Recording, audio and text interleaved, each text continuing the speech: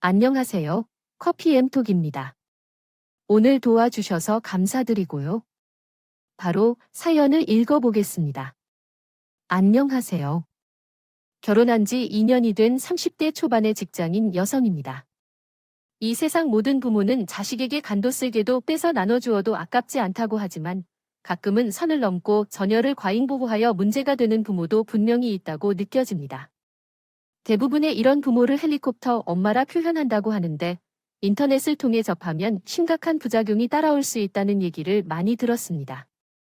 각 가정마다 특징이 다르고 자녀를 양육하는 방식이 다를 수밖에 없겠지만 저희 친정 부모님은 오히려 우리 아내 가두어 키우다가 내가 떠나간다 해도 자유롭고 건강하게만 살라고 하셨는데 그저 어머니 역할을 해주시는 정도였어요. 그리고 살았던 동네의 분위기가 다들 서로 비슷했기 때문에 성인이 되기 전까지 헬리콥터 엄마를 직접 경험하거나 보지 못한 것 같아요. 그래서인지 인터넷이나 TV에서 헬리콥터 부모에 대한 내용을 다루는 것을 보면 크게 공감이 되지 않고 그런 사람들이 얼마나 많을지 생각했어요. 주변에서 쉽게 만날 수 없다고 생각했지요. 자유분방한 양육 방식을 지향한 부모님 밑에서 외동딸로 많은 사랑을 받으며 성장했기 때문에 성인이 되어도 문제없이 정상적으로 대학에 진학하고 직장에 취직해 일하게 되었어요. 되면서 원만한 인간관계를 가지며 살 수 있었고 우연히 회사 프로젝트 때문에 만나게 된 남편과 첫눈에 반해 1년간의 연애 기간을 거친 후 무사히 결혼할 수 있게 되었어요.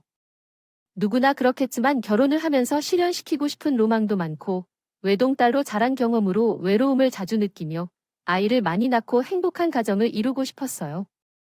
하지만 연애와 결혼은 확실하게 구분해서 봐야 한다더니 막상 결혼을 하고 시간이 지나면서 그동안 볼 수 없었던 남편의 진짜 모습이 보였어요. 연애를 할 때까지만 하더라도 남편을 직접 나서서 데이트 코스도 찾아보고 일을 할 때에도 오히려 리더와 함께 작업하기보다는 혼자서 일하는 편이면서도 독특한 취향과 느긋한 성격 때문에 서로 보완하며 살아가야겠다고 생각했어요. 역할을 맡아서 하는 정도로 주변 사람들을 잘 이끄는 모습 때문에 앞으로 가정을 꾸미는 것에서도 전혀 문제가 없겠다고 많이 생각했었어요. 그러나 결혼을 해보니 제가 지금까지 알고 있던 모습과는 다르게 시어머니가 주변에 계시면 180도 변의 섬이나 바위처럼 되고 수동적인 사람으로 변하더군요. 처음 결혼했을 때는 그냥 제 앞에서 보여지는 남편의 모습이 시어머니와 유난히 관계가 좋아서 효도 차원에서 자연스럽게 나오는 행동으로만 받았고 따로 살고 있으니 이 정도는 큰 문제가 아니라고 생각해서 굳이 신경을 쓰지 않았어요. 하지만 아무리 남편과 살림을 차리고 있어도 시어머니께서는 제가 시댁에서 살고 있는 것으로 착각할 정도로 하나부터 열까지 간섭하여 따로 살고 있는 느낌이 들지 않았어요. 저와 부부가 본격적인 신혼생활을 시작하기 위해 집에 들어가게 되었을 때 시댁이 2시간 이상 떨어져 있음에도 불구하고 이것저것 짐을 들고 따라 나오셔서 직접 남편의 옷부터 자잘한 물건까지 차곡차곡 정리를 해주시더군요. 처음에는 계약 저희가 챙겨야 할 것들이 많아 옆에서 간단히 도와주실 것이라 생각했는데 시어머니께서는 나서서 하나하나 다 챙기고 정리해 주시는 모습을 보면서 왜 저희에게 그렇게까지 도움을 주시는지 이해가 되지 않았습니다. 며느리는 인천에 괜히 안절부절할 수밖에 없었어요. 어머니가 가시고 나면 그냥 아무데나 앉고 편하게 쉬세요. 앞으로 썰 물건들인데 직접 정리해야 어딨는지, 왜 그러셔야 하는지 알겠으니까 남편과는 따로 하는 것이 나을 것 같아요. 아니다. 친형이 물건은 내가 정리해줘야 마음이 편해요. 어디에 있는지 가기 전에 일일이 설명할 테니까 내가 알아서 하나씩 필요할 때 챙겨주면 돼. 아니, 아무리 그래도 먼 길 오시느라 힘드셨을 텐데 괜히 짐 정리해 주신다고 고생하시다가 나중에 몸살이라도 나시면 안 되실 거예요. 제가 따로 정리하겠습니다. 소파에 앉아 쉬면서 계시는 것이 좋을 것 같아요. 됐어요. 이건 내가 할 테니까 신경 쓰지 말아 주세요. 살림을 30년 이상 해왔지만 이삿짐 정리 중에 몸살 쉽게 걸릴 수 있어요. 그나저나 앞으로는 친형이 속옷이랑 옷은 예쁘게 접어서 정리하도록 해야 해요. 남편 예비 날 사람이라서 축리되어 있는 옷이나 틀어진 옷 때문에 불편하고 스트레스 받지 않으려면 다른 방식으로 접어놓거나 정리해야 해요. 그리고 씻고 나올 때나 출근할 때는 직접 속옷이랑 옷을 따로 챙겨주세요. 마지막으로 어머니가 진정한 역시 아이들도 되리라. 아니에요. 이런 점은 저희가 서로 챙겨나갈 부분이에요. 쉬운 일이라서 속옷이랑 올 정도는 자기가 입을 수 있는 연령이라고요. 어렵지 않은 일이고 크게 중요하지 않아도 결혼했으면 서로 챙기면서 지내야지요. 지금까지 이씨 아버지랑 아수로 매번 챙겨주고 있어요. 여자는 결혼하면 남편이 내주는 것을 기다려야 사랑을 받을 수 있다고 생각해요. 남편이랑 사랑해서 교류하면서 가정부로 취직하려고 결혼하는 것이 아니에요. 우리는 이런 작은 일들은 따로 논의해서 맞춰가며 살겠어요. 계속 시어머니랑 이야기를 이어나가면 결혼 초반부터 서로 마음이 상하고 갈등이 크게 생길 수도 있어요. 같아서 대충 마무리하고 먼저 밖으로 나와 버렸습니다. 당연히 시어머니는 며느리 태도가 저게 뭐냐며 할 때 노발대발 하셨지만 확실하게 의견을 말씀드리셔서인지 이유로 같은 문제에 대해서는 따로 언급하지 않으셨어요. 시어머니는 짐 정리를 해주신 후 저녁까지 드시고 시아버지와 함께 집으로 돌아가셨고 더 이상 집안일에 대해 터치하지 않으실 것이라고 생각했어요. 하지만 어이없게도 남편은 시댁에 껌이라도 붙여놓고 들어왔는지 사서건건 집안에서 일어나는 일들을 시어머니에게 보고를 하고 명령에 따라 더했어요. 예를 들어 제가 식사를 어떤 반찬으로 사드릴 것인지, 집에 몇 시 들어왔는지, 집에 친정부모님이 오셨을 때 본인을 어떻게 챙겨주셨는지 하나도 빼놓지 않고 말씀해 드렸어요. 당연히 어린아이들도 하지 않은 행동을 나이 30살이 먹은 다 큰 어른이 하는 것이 기가 막혔지만 그래도 신혼 초부터 대판 싸우고 싶지 않아서 당신이 이런 식으로 매번 시댁에 보고를 하면 괜한 어머니와의 사이가 나빠질 수 있다고 설명해주고 하지 말라고 주의를 주었어요. 하지만 남편은 그냥 궁금해하실 것 같아서 말씀드리는 건데 왜 이렇게 예민하게 받아들인 거야? 며칠 뒤 학위가 들리고 결혼한 지 3개월이 지난 지금도 이 문제가 전혀 고쳐지지 않고 있어서 고민이 많았습니다. 그러다 보니 시댁에서 살고 있는 것이 아님에도 매 순간 시어머니가 옆에 있는 듯한 느낌을 받아 시집살이를 하는 경험만 하는 것 같아요. 요즘 젊은 사람들이 랜선 집들이라고 표현하는 것처럼 전 생각 없이 행동하고 보고하는 남편 덕분에 랜선 시집살이를 경험하게 되었습니다. 매일 울리는 시어머니의 의존하에 결국 내 몸과 마음을 편안하게 하고자 시대의 개임에 맞추어 살아보려고 노력했습니다. 그러나 시간이 지나며 며느리로서의 자부심과 믿을 수 있는 순간이 온다면 상황이 자연스레 좋아질 것이라 생각하여 최대한 참고 있었으나 어느 순간 제가 두 사람에게 따지거나 행동하지 않으면서도 점점 너무 지나친 행동을 취한 것 같아서 본인들이 가벼운 입장에 있는 것으로 생각했던 것이었는지 궁금해지기 시작했습니다. 하더군요. 특히 남편은 잠깐 집에 당하라는 시어머니의 한마디에도 자다가도 2시간 이상이 소요되는 시골 시댁으로 달려가며 순종적인 행동을 보여주었어요. 그동안 미루었던 일들을 화풀이하고 싶은 것인지 와이프인 나에게는 대장 노릇을 하려고 했던 것 같아요. 평소에 못 참는 건 죽음이라도 생길 때면 항상 입버릇처럼 허름한 집에서 살고 싶지 않다며 도망 나와 치질을 본 게 아니냐고 말했더라면서 원래 다른 남자들 같으면 그 모습은 결코 보기 싫은데 본인은 마음이 넓어서 천박한 나를 받아줬다고 해야 할까요? 한두 번은 제발 말 좀 예의 바르게 해달라고 부탁했지만 화물이 가까운 사이지만 우리 집에서는 나도 소중한 딸입니다. 중요한 사람이라고 말하더니 작은 다툼은 피하고 지나갔지만 시간이 지나면서 상황이 악화되어 더는 참을 수 없게 되었습니다. 그래서 거리낌 없이 말을 해야겠다는 생각이 들었죠. 에이, 바보 같은 몸짱이 나오네. 이게 무슨 소리야? 진영반은 결혼할 때 이러이러한 점을 지도 않았어. 아무리 사업가 집안이라고 했지만 첩취해볼 생각을 하지 말아야겠어. 휴, 이건 정말 심하다고 생각하질 않니? 내가 항상 말했잖아. 아내라고 해도 그런 식으로 말하지 마. 내가 말한 것도 잘 안 들리냐? 눈이 있으면 좀 보고 말해. 죄다 어제 먹은 반찬을 재사용하고 50번 걸러서 맛도 없어. 요즘 우리 엄마가 안 너한테 전화를 함. 최근에 귀찮아서 엄마에게 반찬 사진을 보내지 않았는데 쌈을 고려해야 할 정도로 바리깡이 없군요. 일하는 사람이야. 매일 같이 입맛에 맞춰 반찬을 만들어서 내는 거야? 그리고 당신은 대체 몇 살이야? 아이들도 엄마에게 전화해서 하나하나 보고는 안 하는데 막상 맘하고 2개라고 해도 그렇지. 나의 30을 먹고 어머니에게 반찬 사진을 보내면서 자신 와이프를 매일 욕먹게 만들어? 그건 욕먹을 만하니까 먹는 걸 다시 잘하면 우리 엄마도 전화해서 뭐라 안 하실 테니까. 그러니까 돈 많은 사업가 집안의 치질을 보려고 벌고 먹으려고 하지 말고 아우디 너. 살림법을 배워야지 하라. 당신은 왜 시어머니로부터 잘 배워서 이렇게 살고 있느냐? 요즘에는 남자도 집안을 안일을 안 한다면 문제가 생기는 법이야. 아무리 집에 돈이 많다고 해도 뭐하고. 마마보이 아들 이우면 당하고 시어머니 앞에서 울며 불고 헐뜯을 거야. 너 말 다 했어? 왜 규어디 어디서 하늘 같은 남편처럼 덤벼? 그래 말 다 했다. 또 시대가 변하고 어머니 앞에서 울며 불고 난리를 피우면서 말끝에 우리 엄마라고 외치는 마마보이 남편의 모습을 보니 결혼 이후로 잘못된 올라탔다. 하고 싶은 말을 다 했으니 밖으로 나와서 시원하다. 당연히 마마보이 남편은 자식에게 일러주려 했고 금방 전화를 걸어서 일주일에 3번의 반찬을 주는 것이 왜 그렇게 어려운 일인가 소란을 가지며 만드냐고 하며 부잣집 집안에 시집 왔다면 이 정도의 일은 며느리로서 감당해야 한다는 것에 동의한다. 예전이라면 이런 이야기를 들을 때마다 더 힘들어서 도망가고 싶다는 생각을 했겠지만 이제는 서로 더 성숙해져서 과민하게 반응하지 않고 신경 쓰지 않기로 마음먹은 것 같다. 이로써 그런 스트레스를 덜 받게 되고 변화되었다. 다만 반찬 사건이 지나간 이후 한동안 우리 부부는 냉전 상태로 서로 대응했지만 집들이 겸 결혼식에 참석해 주셔서 감사하다며 음식을 해주겠다고 하고 남편 지인분의 집에 초대하기로 약속이 있었어요. 앞으로는 그냥 있었던 일로 여기기로 했습니다. 취소하고 싶었지만 그래도 줄송 1위를 만드는 것으로 보이기에 어쩔 수 없이 예정대로 진행하기로 했고 손님을 맞아본 적이 있었어요.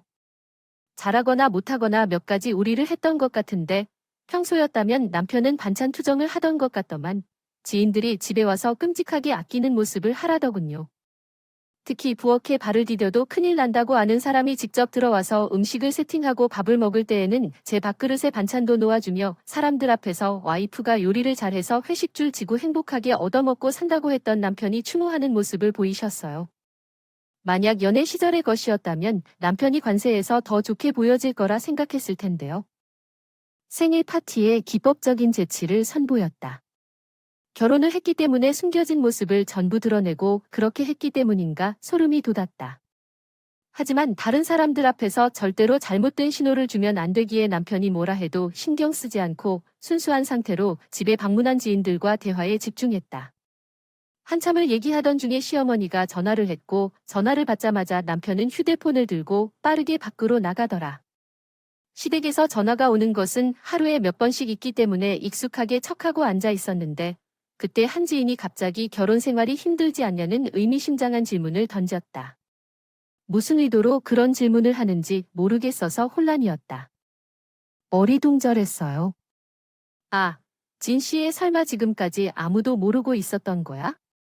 네 언니, 그게 무슨 말씀이세요? 혹시 제가 모르고 있는 비밀 같은 게 있는 거예요? 정말 모르고 있었나 봐. 내가 이런 얘기를 여기서 하는 게 맞는지 모르겠는데 그래도 알고 싶어서 물어봐도 돼요? 하진 시간에 동생 같아서 말해주는 거예요. 진영이랑 아비가 결혼하기 전에 이미 있던 일들이 다 있어요. 아, 그게 무슨 소리예요? 내가 할 수 없네. 진영 씨가 이미 유부남이라는 상태에서 제가 만나 결혼을 했다는 뜻인가요? 아니, 정확히 말하면 유부남이자 해도 만나고 결혼하기로 했던 건데요. 맞아. 그 전부터 둘이 사이의 어머니 덕분에 삐걱거렸다고 할 때 소진영이는 중산층 도련님이면서도 간섭이 워낙 심하셨어요. 학교 다닐 때부터 소진영이의 어머님은 헬리콥터 엄마로 유명했었죠. 아버님의 사업을 계승해야만 하겠다고 생각하느라 이름 있는 경영대학에 보내기 위해 노력하며 학원을 하루에 4곳씩 다니고 매번 학점까지 따낸다는 얘기였죠. 얼마나 노력을 기울여 아들에게 조금이라도 흠집이 생기지 않도록 하겠다는 아주 날정이었어요. 아, 그러면 어머니께서 결혼을 서두셨던 이유는 소진영의 이혼 때문일 수도 있지. 요즘 남자들도 이혼 때문에 평가가 많이 깎인다고 하니까. 아들 몸에 흠집이 나는 것을 그리고 사람들이 봐주지 않을까 두려워하는 거야. 이 방아에 오르내리는 것이 싫어하는 양반인 이급하게 보이는 대로 결혼을 서두르셔서 될 거야. 아내 어느 날, 그럼 그 아이는 이혼하고 전투가 키우는 것이에요. 내가 들은 바로는 존초한테 돈 얼마 주고 알아서 하는라고 했다고 하던데 원인 시구하고 얼마 지나지 않아 아기가 나왔다는데 어머님 간섭이 워낙 심한 이줄 사이가 틀어져서 그냥 여자 쪽에서 보장 찍고 연락 안 하겠다는 각산장 써 나갔다고 들었어. 유부남이었던 일대 미운 이쪽을 속이고 만났던 것부터 아이가 숨겨진 이야기가 있었다는 것을 듣고 나니 너무 충격적입니다. 과거, 앞으로의 일 이 상황을 어떻게 해야 할지 고민했었습니다. 당연히 이런 상황에서 모든 것을 이해하고 넘어갈 수 있는 여자는 없을 것이기 때문에 오늘 선택하는 것이 맞겠지만 그동안 시어머니와 남편으로부터 받아왔던 것들을 생각해보면 다른 사람들처럼 무작정 이혼을 선택하는 것은 억울하다고 생각했습니다. 남편과 갈라져도 상처를 한번 크게 받고서야 앞으로 후회하지 않으면서 살아갈 수 있을 것 같아서 다양한 방법을 고민하고 있었습니다. 모든 것을 알게 된 후 일주일이 지난 시점에서 시어머니로부터 한 가지 제안을 받게 되었습니다.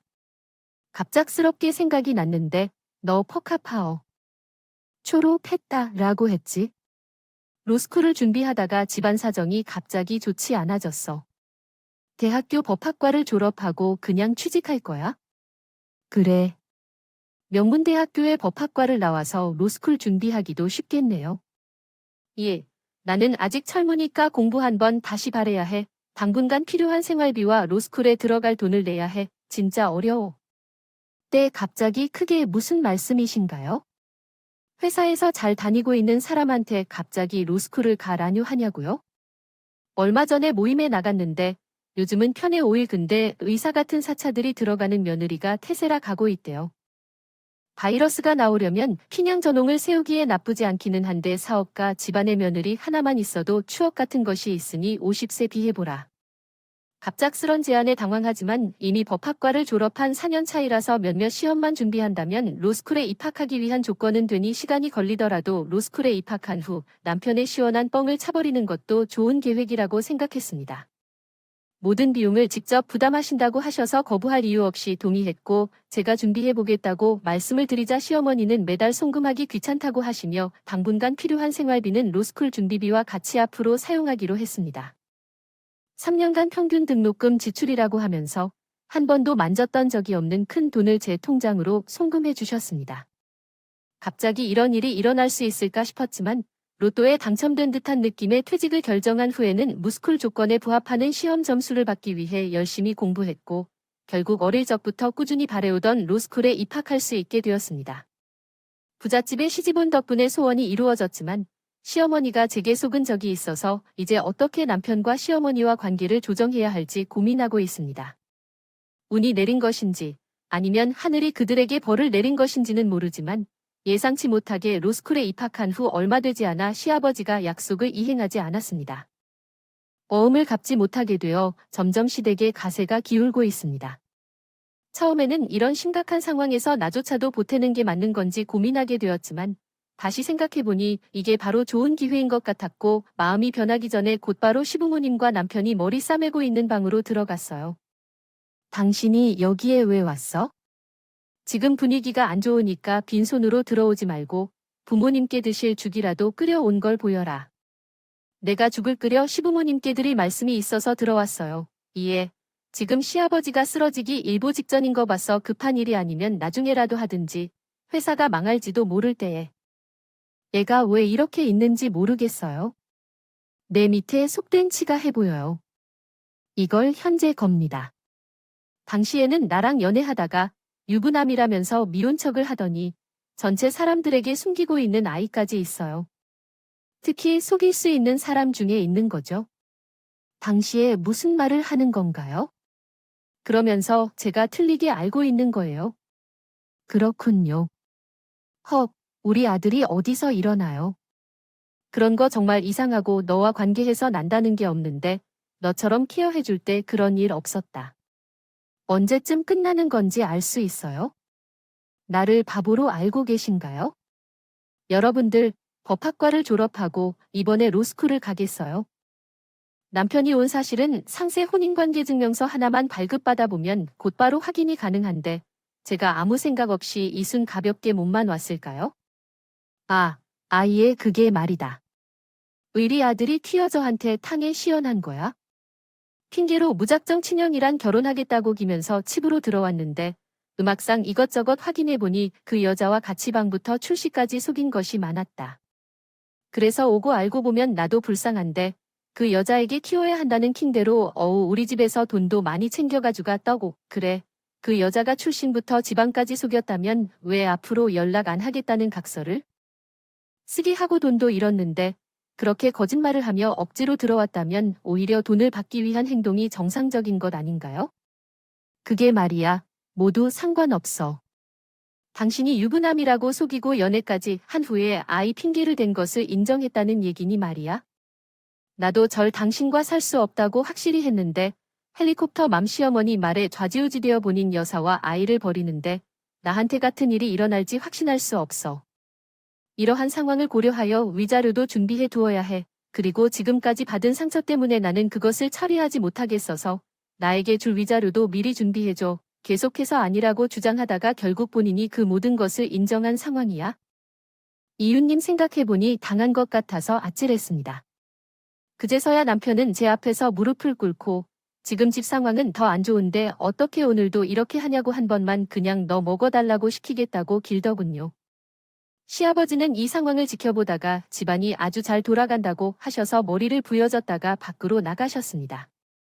상황 파악이 덜 된 것 같은데 예의를 갖추고 넘어갈 일인데 별것도 아니어도 소란을 피우고 싶은 건지요. 본인이 에로스쿨에 들어가기 위해 긍정적인 지원을 다 해줬는데 왜 자료를 요구할 수 있는지 소리를 지른 후에 너의 자료는 절대 못 받을 거니까 나가라라며 얘기했습니다. 가방을 들고 당장 나가라고 난리를 쳤습니다. 그렇지만 그냥 넘어갈 수 없었던 저는 곧바로 컴퓨터를 여러 대 가지고 있는 법학 지식을 모두 동원하여 소장을 작성하고 수사기관에 제출한 뒤 친정 쪽으로 나와 있었어요. 그리고 남편에게 서류가 도착하기를 기다렸습니다. 며칠이 지났을 때 집으로 도착한 숫자가 확인된 후 남편은 어디냐고 해서 한 번만 만나달라며 급하게 연락을 해왔고 두 사람은 그런 급한 것인지도 모르게 친정까지 삶까지 달려왔더군요. 도착하자마자 그들은 제 손을 붙잡고 전처는 영혼이 나타날 일도 없고 아이도 신경 써도 될 일이 아니라며 앞으로 저를 왕처럼 극진하게 모시겠다며 살겠다고 하며 제게 한 번만 용서해달라고 말했습니다. 50을 다시 집에 가져오도록 애걸복걸하라는 필요가 있습니다. 처음에는 두 사람이 친정집까지 와서 싹싹 빌고 다시 앞치려하는 이유를 이해할 수 없었지만 나중에 알아보니 시아버지는 결국 어음을 갚지 못해서 회사와 집까지 날려먹은 후 충격을 받아 쓰러졌습니다. 이제 돈이 나올 곳이 없어 생활하는데 어려움을 겪기에 로스쿨까지 가는 창창한 미래를 가진 며느리를 쉽게 포기할 수 없었던 것 같습니다. 그러나 모든 진실을 아시는 친정 부모님은 그 집에 다시 들어갈 생각을 말라며 확고히 거부하셨고 제발로 지옥행을 선택하고 집의 통장이 되고 싶지 않아 거절했습니다. 결국 시댁에서는 한 번만 봐달라는 부탁이 거부당하는 상황에서 변호사를 통해 어떻게든 꾸준히 맞서겠다는 결의를 했습니다. 며느리를 포기하지 않겠다는 강한 의지를 보여주었지만 무시당했고 그대로 운명을 따르게 되었고 이책 배우자는 남편이었기 때문에 재판에서는 제 손에 들어주었고 위자료 또한 받을 수 있게 되었습니다. 최종적으로 이혼 재판이 이루어진 날 남편의 모습을 보니 아버지의 사업이 망하면서 일자리를 함께 잃어서야 했던 것 같아 수척해진 얼굴로 배달 유니폼을 입고 참석해 있었다. 오냐오냐 곧게 자란 남편이 배달 유니폼을 입고 있다면 그동안의 결혼 생활이 엄마의 힘든 일상을 비유하는 것 같아 마음이 시커서 살 것 같다. 지금은 로스쿨에 열심히 다니면서 변호사가 되기 위한 과정을 거치고 있습니다. 시댁 가족들은 부자에서 한순간에 거지가 되는 것을 보며 역시 인간의 삶은 언제 어떻게 변할지 아무도 모르는 것 같습니다. 부자가 망해도 3대는 먹고 산다는 말은 지금과는 다른 예전의 것 같습니다. 긴 글에 들어주셔서 감사합니다. 지금까지 커피 한 잔이 얻을 수 있습니다. 오늘도 끝까지 함께 해주셔서 감사하고 다음 영상에서 또 만나도록 하겠습니다.